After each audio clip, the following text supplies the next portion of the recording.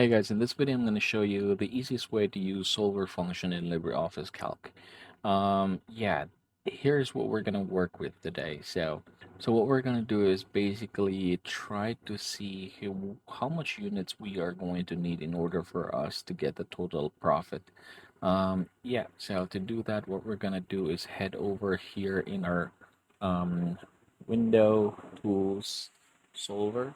And now that we are in the solver, I'm just going to go ahead and reset all of these right here.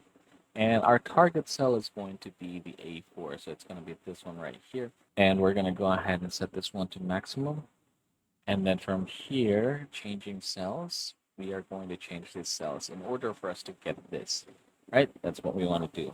And then here, we're going to go ahead and basically click this one, units to produce, and we're going to set the value maximum to 706 or 276 rather.